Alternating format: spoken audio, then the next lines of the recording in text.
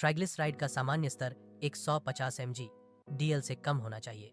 150, 199 mg DL borderline high माना जाता है। 200, 499 mg DL हाई होता है। 500 mg DL से ऊपर बहुत ज्यादा माना जाता है, जो हृदय स्वास्थ्य के लिए हानिकारक हो सकता है। चीनी और मीठे खाद्य पदार्थों का सेवन कम करें। मिठाई, कोल्ड ड्रिंक और पैकेट जूस से बचें।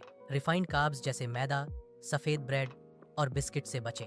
पालक और लौकी जैसे फाइबर युक्त खाद्य पदार्थों का सेवन बढ़ाएं। सेब, नाशपाती, ओट्स और जौ को आहार में शामिल करें। प्रतिदिन 30-45 मिनट व्यायाम करें।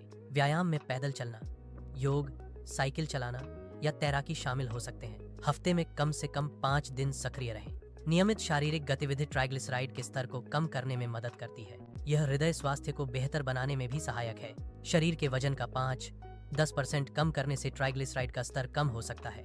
स्वस्थ वजन बनाए रखना ट्राइग्लिसराइड के स्तर को नियंत्रित करने के लिए महत्वपूर्ण है। शराब का सेवन ट्राइग्लिसराइड के स्तर को काफी बढ़ा सकता है। शराब से परहेज करना ट्राइग्लिसराइड के स्तर को प्रबंधित करने में सहायक है। धूम्रपान ट्राइग्लिसराइड के स्तर को भी नकारात्मक रूप से प्रभावित करता है। धूम्रपान छोड़ना ट्राइग्लिसराइड के स्तर को कम करने का एक आवश्यक कदम है। हर रात 7-8 घंटे की पर्याप्त नींद लेना आवश्यक है।